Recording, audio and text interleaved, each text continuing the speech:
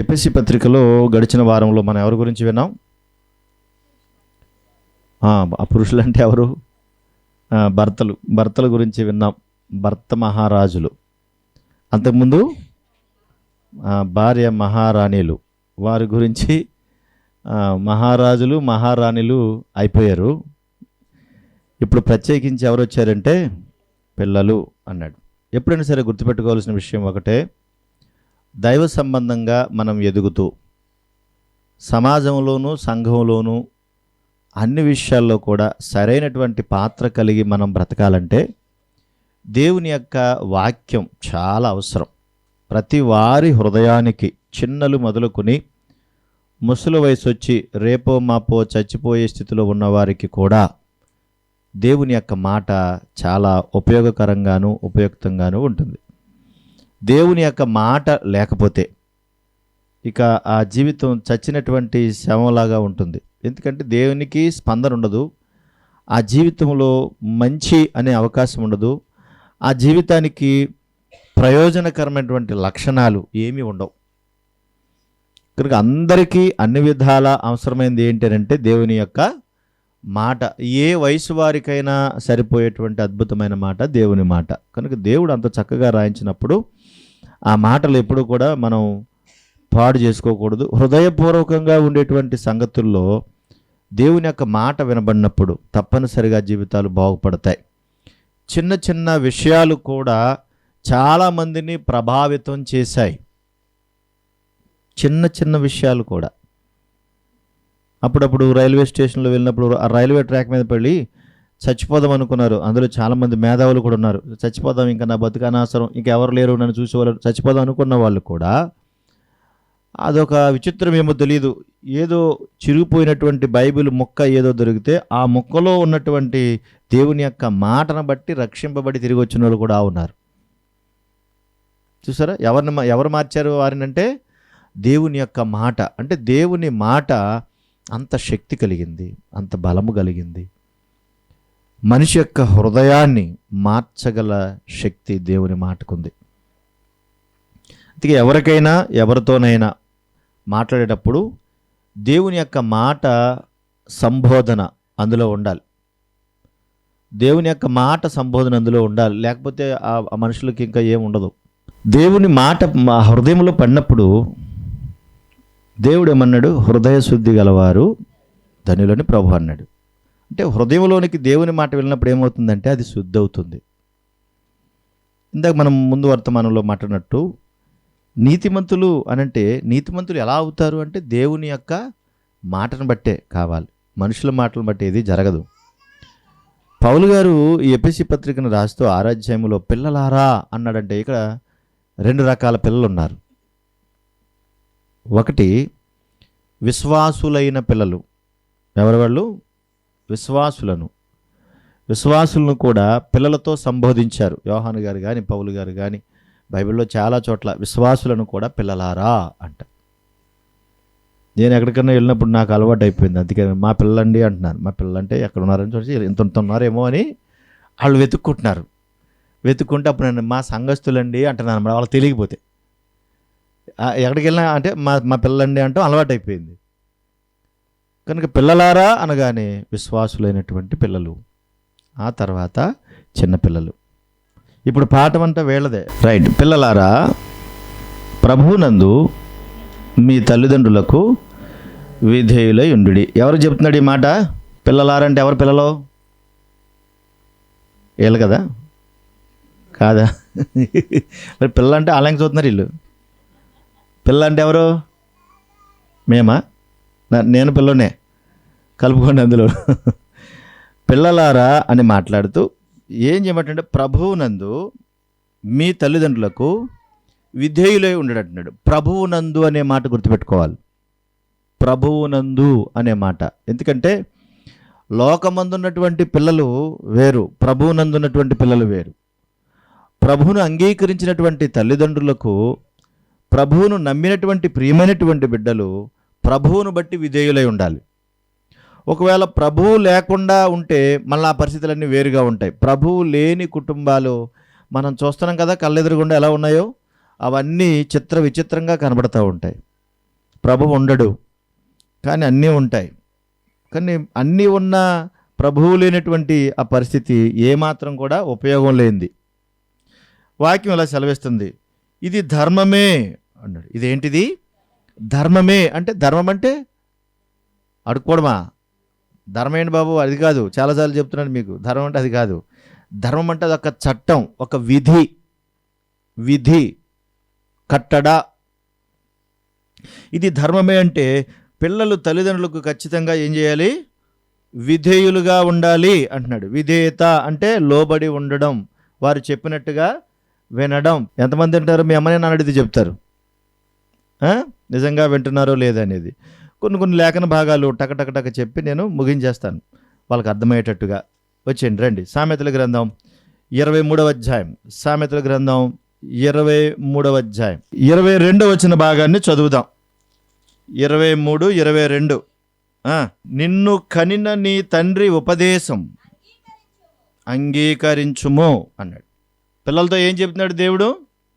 నిన్ను కనిన నీ తండ్రి యొక్క ఉపదేశం ఎలా వినాలి? ప్రభువునందు. అది గుర్తుండాలి, అది గుర్తుపెట్టుకోండి.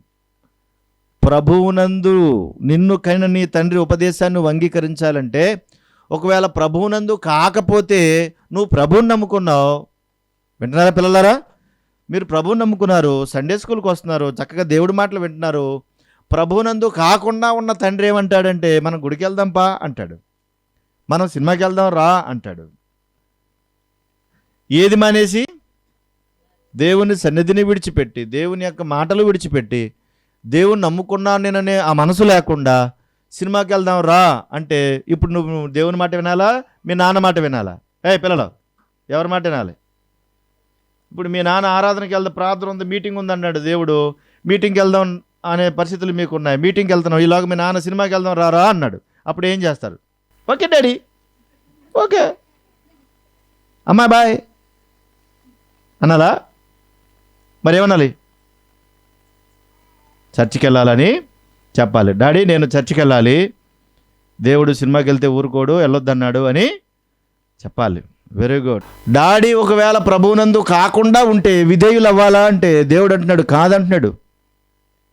ప్రభువునందు లేకుండా ఒకవేళ ప్రభువుకు వ్యతిరేకమైనటువంటి పనులు చేస్తూ ఉన్నప్పుడు, ప్రభువునందు కాకుండా వెళ్దాంపా అంటే అక్కడ విధేయత చూపాల్సిన అవసరం లేదు.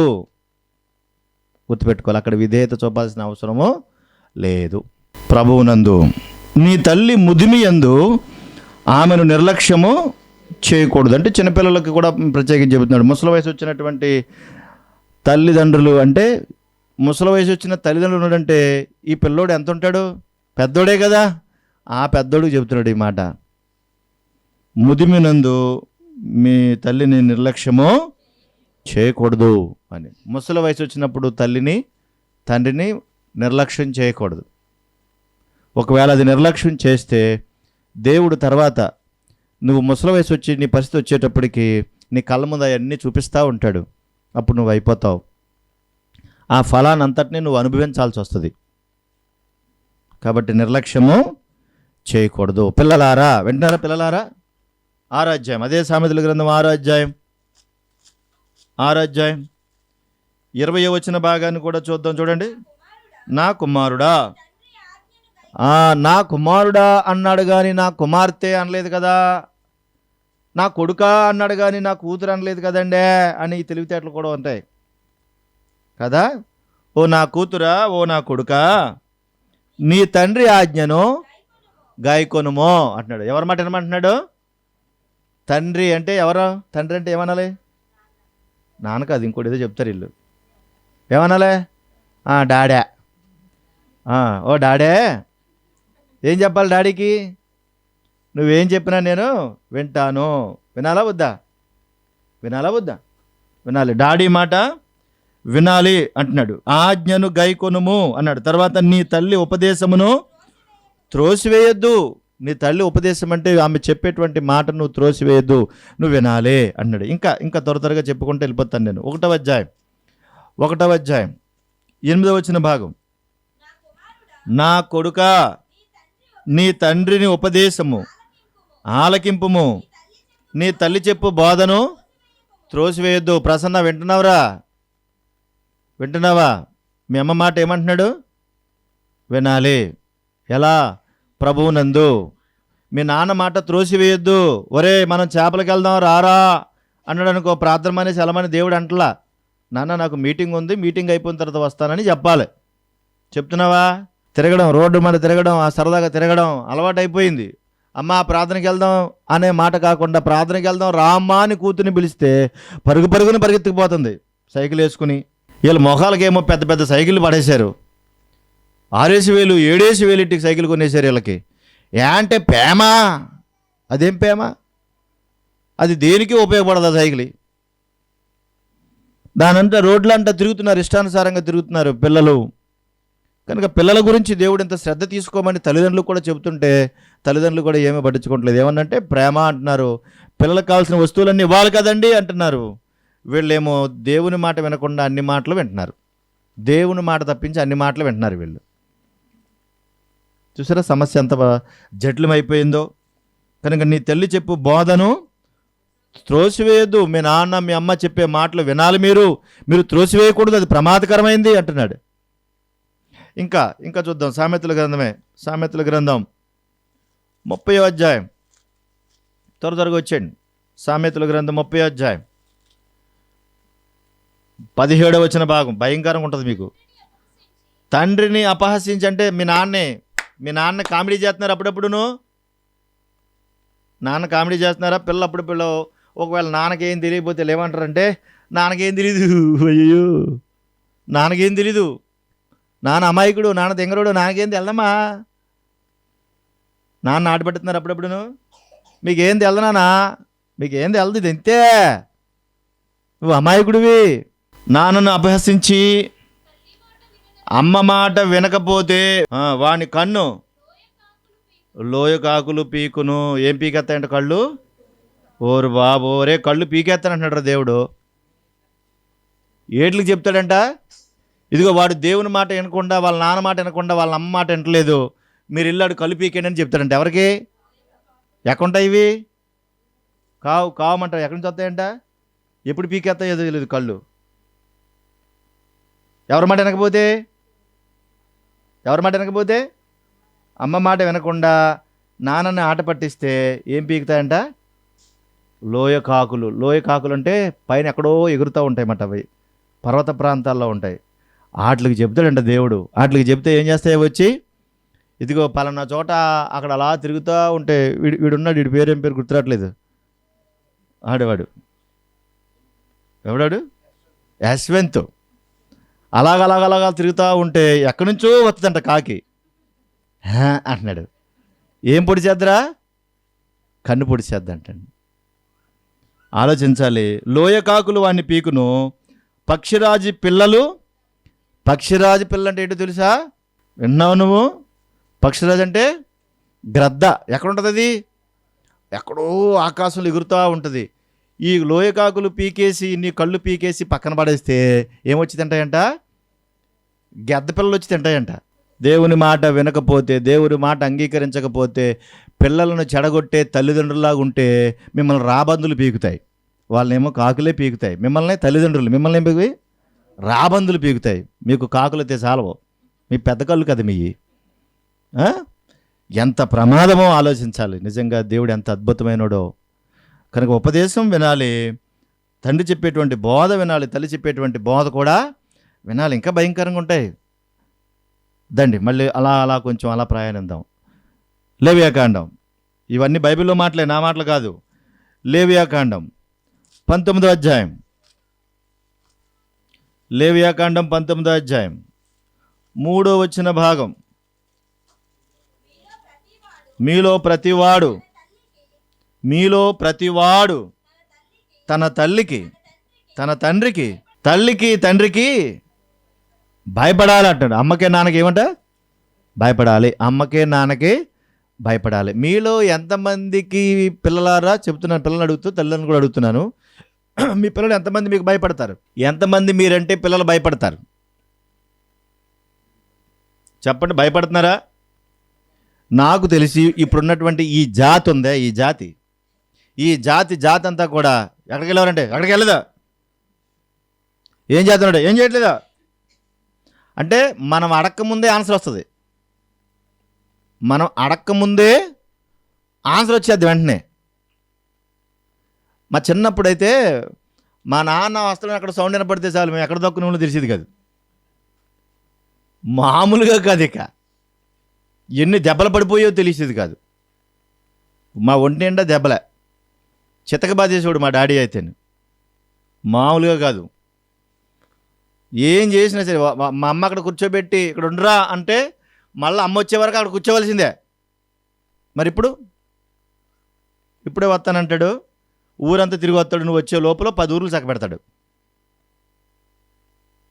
ఏమన్నా అన్నావంటే ఇలాగనే లోపల ఎన్ని మాటలు చదువుతాడో మనకు తెలియదు. నేను అలాగన్నానా, అలాగ అనలేదంతే, నువ్వు నాకు చెప్పొద్దు.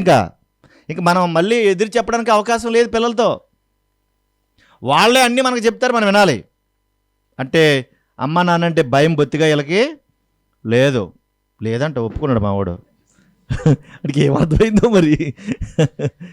లేనప్పుడు ఏం చేయాలి అంటే అంత అట్లకాడ తీసుకుని ఎర్రగా కాల్చేసి ఏం చేయాలి. ఎప్పుడన్నా మీ అమ్మ వాళ్ళు కాల్చారు మిమ్మల్ని అలాగా, పిల్లలారా, తల్లిదండ్రులారా? పిల్లలంటే మీరు పెద్ద పిల్లలు చెబుతున్నారు. ఎప్పుడన్నా మీ అమ్మ నాన్న కాల్చారు అలాగా? కాల్చలేదా? అయ్యో, కాల్చపడబెట్టి ఆ రోజుల్లో చాలా శ్రద్ధ తీసుకునేవారు. చుట్ట ఎర్రగా కాల్చి ముఖం మీద అంటించేవారు. ఏదైనా జబ్బు చేసినా అంతే, మాట్లాడకపోయినా అంతే, మాట వినకపోయినా అంతే, సూదులు ఎర్రగా కాల్చి పొట్ట మీద అంటించేవారు. ఇప్పుడు పిల్లలాగా ఉన్నారు కనుక అమ్మ మాట నాన్న మాట విని భయపడాలి అంటున్నాడు దేవుడు. ఏమంటున్నాడు? భయపడాలి. ఒకవేళ అలా భయపడకుండా ఉండి ఇంకా భయంకరంగా ఉంటే ద్వితీయోపదేశకాండము 21వ అధ్యాయం, ద్వితీయోపదేశకాండము 21వ అధ్యాయం, స్పీడ్గా ఉండాల. 18వ వచన భాగం. ఒకని కొడుకు మొండోడై తిరగబడి తల్లి మాట కానీ తండ్రి మాట కానీ, ఓరు బాబోయ్ అంటున్నారా? మొండోళ్ళు ఎంతమంది ఉన్నారు మీలో? మొండితనం అంటే తెలుసా? తెలిసింది నీకు. నేనన్నా అది మొండితనం, నేను రానా అది మొండితనం, నేను విన్నా అంటే విన్నావు, నువ్వేం చేసుకుంటావో చేసుకో. కొడుకు కానీ కూతురు కానీ తల్లిదండ్రుల మాట వినకుండా వాడి మొండోడై ఉంటే వారు అతన్ని శిక్షించిన తర్వాత అతడు వారికి విధేయుడు. ఒరే తప్పురా, ఈ పని నువ్వు చేయకూడదురా అని ఎంత చెప్పినా ఒకవేళ వాళ్ళు వింటే సరే, వినకపోతే మొండు కొడుకు మొండు కూతురు మాట వినకపోతే అతన్ని పట్టుకుని ఊరి గవని వద్ద కూర్చుని పెద్దల దగ్గరకు తీసుకెళ్ళి, ఈ నా కొడుకు అంటే మా కొడుకు, ఈ నా మంచి కొడుకు నా మాట వింటలేదు, ఈడు మొండోడై తిరుగుతున్నాడు, తండ్రి మాట కానీ తల్లి మాట కానీ వినకయుండి వారు అతన్ని శిక్షించిన తర్వాత వినకవా తిండిపోతూ తాగుబోతూ ఆయనని ఊరి పెద్దలతో ఎక్కడ తీసుకెళ్ళాలంట? ఈ నా కొడుకు నా మాట అంటలేదు, ఈ కొడుకు నా మాట మేము ఎంత చెప్పాం, 3 నెలలు చెప్పాం, 6 నెలలు చెప్పాం, సంవత్సరం చెప్పాం, కానీ వీడు మా మాట వింటలేదండి అని ఎవరి దగ్గర తీసుకెళ్ళాలి కదా? ఊరి పెద్దల దగ్గరికి. ఇశ్రాయేలు జాతికి ఆ రోజున చెప్పిన మాటలు ఇవి. ఇశ్రాయేలు జాతి ఊరి పెద్దలంటే గమనించాలి, ఆ రోజున ఊరి పెద్దలంటే బయటోళ్ళు కాదు, వాళ్ళు కూడా ఇశ్రాయేలీలే. ఒక క్రైస్తవుడు అనుజనుల పెద్దల దగ్గరికి వెళ్తే అవమానం, దేవునికి అవమానం. అది కాదు ఇది, ఓకేనా? అది అవమానం. ఇశ్రాయేలు పెద్దలే గనక వాళ్ళ దగ్గరికే తీసుకెళ్ళమంటున్నాడు. ఊరి పెద్దలు తీసుకెళ్ళి, ఇగో ఈ కొడుకు మా మాట వింటలేదు, వీడు ఎలాగైపోయాడంటే తిండిపోతాడు తాగిపోతాడు అయిపోయాడు. ఎంతమందికి బిర్యానీ అంటే ఇష్టం రా? ఏమన్నా తిడతాడు, ఎందుకు వచ్చిన గొడవ, అనవసరం, ఇప్పుడు ఏం మాడకూడదు. ఎంతమందికి చికెన్ మటన్ అంటే ఇష్టం? ఎంతమందికి చికెన్ అంటే ఇష్టం? లెగితా వినపడుతున్నావా? ఎంతమందికి చికెన్ ఇష్టం? నాకు అంత పెరిగి వేసేయండి, చికెన్ వద్దండి మాకు, అది పెరిగి తప్ప ఇంకేం తిందాం. అందుకే పెరుగులాగా అయిపోతుంది మనిషి. ఆలోచించాలి. తిండిపోతూ తాగుబోతు అనేది చాలా ప్రమాదకరమైన మనిషి. బైబిల్లో దేవుడు అన్నాడు కదా, తిండిబోతులు త్రాగుబోతులు దరిద్రులు అవుతారు, అన్నీ పోగొట్టుకుంటారంట వీళ్ళు, అన్నీ పోగొట్టుకుంటారంట. కాబట్టి పిల్లలకు ఆ లక్షణాలు చిన్నప్పటి నుంచి నేర్పకూడదు తల్లిదండ్రులారా. ఒరే నీకు పెట్టకపోతే నేను తింటానేంట్రా, నీకు పెట్టకుండా నేను తింటానేంట్రా అని చెప్పేసి నువ్వు తాగుబోతుడు అయ్యుండి, తిరుగుబోతుడు అయ్యుండి, రోజు అంతంత మాంసం పట్టుకొచ్చి అన్నీ పట్టుకొచ్చి నువ్వు పెడితే ఏమవుతుంది కడకి? ఈ మనుషులు ఎంత దిగజారిపోరంటే జంతువులకు కూడా మందు పోసేస్తున్నారమ్మా. జంతువులకు కూడా మందు పోసేస్తున్నారు. కోతి కట్టించేస్తున్నారు, కుక్క కట్టించేస్తున్నారు మందు. అవి కూడా తాగేస్తున్నాయి హ్యాపీగా. ఈ సెల్ ఫోన్లు కూడా వాటి కూడా అలవాటు చేస్తున్నారు. సెల్ ఫోన్ లేకపోతే ఉండలేకపోతున్నాయి అవి కూడా. ఎంత దారుణం చూడండి. జంతువులను కూడా నాశనం చేస్తున్నాడు మనిషి. కనుక ఎడిక్ట్ అయిపోతున్నారు. ఇప్పుడు తిండిబోతులు తాగుబోతులు అయిపోయి వీడు మా మాట వింటలేదు. నిజంగా చెప్పాలంటే ఊరంతా తిరుగుతున్నారండి. ఎంతమంది సెల్ ఫోన్ ఆన్ చేయకుండా ఉంటారు రోజు పిల్లలు? తల్లిదండ్రులారా, సెల్ ఫోన్లకు ఎడిక్ట్ అయిపోయారట ఇప్పుడు పిల్లలందరూ. సెల్ ఫోన్లకు ఎడిక్ట్ అయిపోయి, ఇదిగో ఇప్పుడు ఆ బుడ్డపిల్ల ఉంది అక్కడే, అలాంటి పిల్లలు కూడా సెల్ ఫోన్ లేకపోతే అన్నం తింటలేదు. వాళ్ళు సెల్ ఫోన్ లేకపోతే అన్నం తింటలేదు, సెల్ ఫోన్ లేకపోతే స్కూల్కి వెళ్ళట్లేదు. అసలు ఈ సెల్ ఇవ్వకపోతే ఏదీ చేయట్లేదు వీళ్ళు. అంటే వీళ్ళే పనులన్నీ చెడగొట్టుకుంటున్నారని, పాడైపోతున్నాయని, వీళ్ళే దగ్గరుండి పోనిచ్చి నువ్వు ఆడుకోరా అని అంటున్నారు. వీళ్ళ మిగతా పనుల్లో పడిపోయి దానికి ఎడిక్ట్ అయిపోతున్నారు. ఎన్ని జీవితాలు పోతున్నాయో చూసారా? మళ్ళీ చెప్తున్నాను, చిన్న పిల్లలు 15 సంవత్సరాల లోపు పిల్లలు ఎక్కువసేపు మొబైల్ ఫోన్తో ఉంటే వాళ్ళకు మెదడులో కంతులు వస్తాయి, మెదడు దెబ్బతింటుంది, నరాలు దెబ్బతింటాయి, ఏళ్ళు దెబ్బతింటాయి, ఆపరేషన్ దాకా వెళ్తారు. నిన్న మొన్న ఒక న్యూస్లో చూశాను, వాడు ఎవడో లైవ్ ఇస్తున్నాడంట. వాడు గేమ్స్ ఆడుతున్నాడో మరి ఏమాడుతున్నాడో లైవ్ ఇస్తున్నాడంట. లైవ్ ఇచ్చుకుంటా అలాగే చచ్చిపోయాడు. కుర్రుడే అలాగే చచ్చిపోయాడు. వాడు లైవ్ ఇచ్చుకుంటూ అలాగే చచ్చిపోయాడు. వాడికి ఏమైందో ఏంటో బిగిసిపోయాడేమో అనుకున్న తర్వాత ఎప్పుడో వాళ్ళ అమ్మ నాన్న చూసి వాడిని హాస్పిటల్ తీసుకు వీడు చచ్చిపోయి చాలాసేపు అయిందమ్మా అని చెప్పారు వాళ్ళు. కారణం ఏంటి అంటే అసలు నిద్ర లేకుండా అదే పని మీద ఉంటున్నాడు అంటాడు. నిద్ర కూడా లేకుండా అదే పని మీద ఉంటున్నాడు లైవ్ ఇచ్చుకుంటా, నిద్ర లేకుండా. అంటే ఏంటనమాట వాడి పరిస్థితి?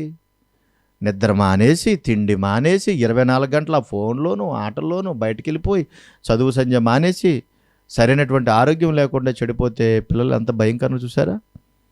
కనుక వీళ్ళు మొండోడుగా తిరిగితే ఊరి పెద్దలు తీసుకెళితే ఊరి ప్రజలందరూ 21లో అప్పుడు ఆ ఊరి ప్రజలందరూ రాళ్లతో అతన్ని చావగొట్టాలి అంటున్నాడు. రాళ్లతో కొట్టి చంపేయమంటున్నాడు దేవుడు. ఎలాంటి ఉన్నాయి బాబు, ఎంత ప్రమాదం కదా! రాళ్ళతో కూడా చంపితే ప్రమాదమే కదరా. బాగానే చెప్పాడు. కనుక ఆలోచించాలి.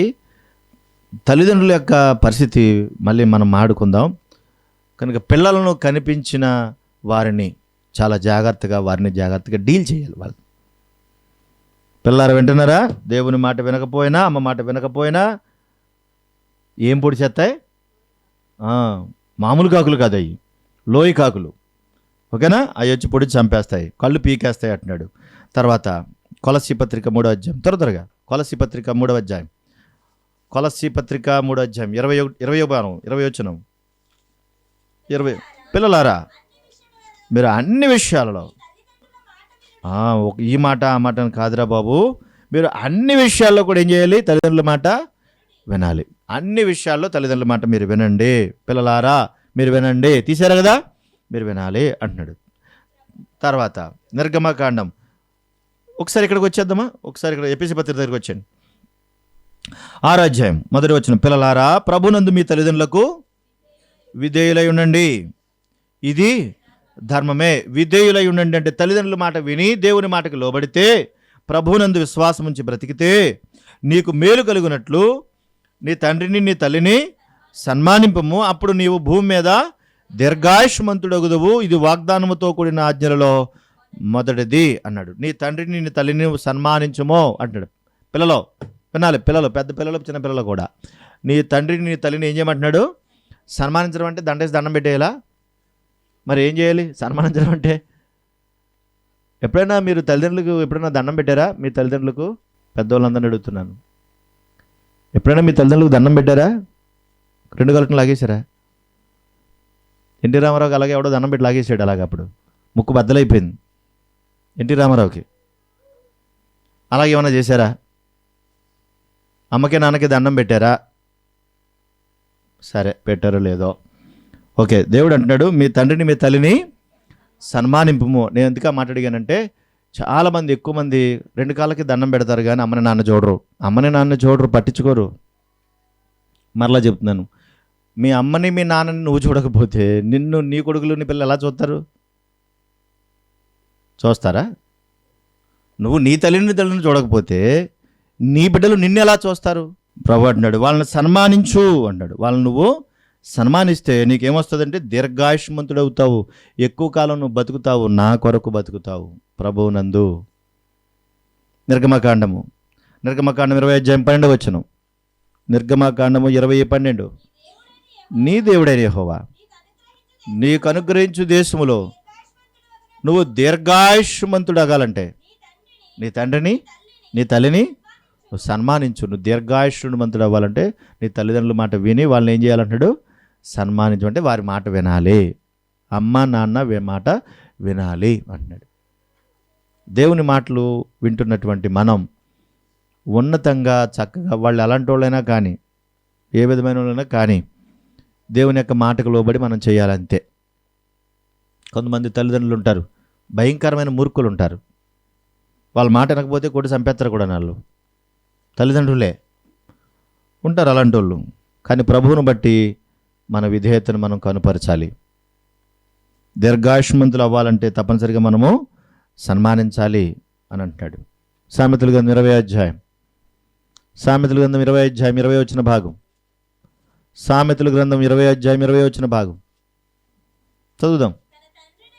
తన తండ్రినైనను తన తల్లినైనను దూషించువానికి దీపము కారు చీకటిలో ఆరిపోవును అన్నాడు. తల్లిదండ్రులను దూషిస్తే కారు చీకట్లు అంటే భయంకరమైన ప్రమాదకరమైన పరిస్థితుల్లో నీ దీపం ఆరిపోతుంది అని. అంటే నీ బతుకు చీకటైపోతుంది అని దాని అర్థం. నీ బ్రతుకు చీకటైపోతుంది అని. నిజమే, చాలా విధాలుగా వేధించే వాళ్ళు ఉన్నారు, ప్రేమించే వాళ్ళు ఉన్నారు, ఇబ్బంది పెట్టే వాళ్ళు ఉన్నారు. కానీ మనం వారి కొరకు ప్రార్థించడమే, వారి కొరకు మనం ప్రార్థించడమే. అంతకుమించి పరిస్థితులు ఏమీ లేవు. మా డాడీ ఉన్నారంటే మా డాడీ ఎవడ మాట ఎండో ఆయన మాట అందరూ వినాలంటాడు. ఎవడైనా నా మాట వింటే బాగుపడతాడు, వినకపోతే పోతాడు అంటాడు. ఎవరి మాట వినాలంట? ఆయన మాట వింటే బాగుపడతాడట. మరి నోరు తెరితే బూతులు వస్తాయా? మంచి మాటలు అయితే రావాలి కదా, బూతులు వస్తాయా? మరి బూతులు రాకూడదు. అదే నోడుతూ దేవుని మాటలు పాడుతూ దేవుని మాటలు చెబుతూ అదే నోడుతూ బూతులు ఎందుకు వస్తాయి? రాకూడదు కదా.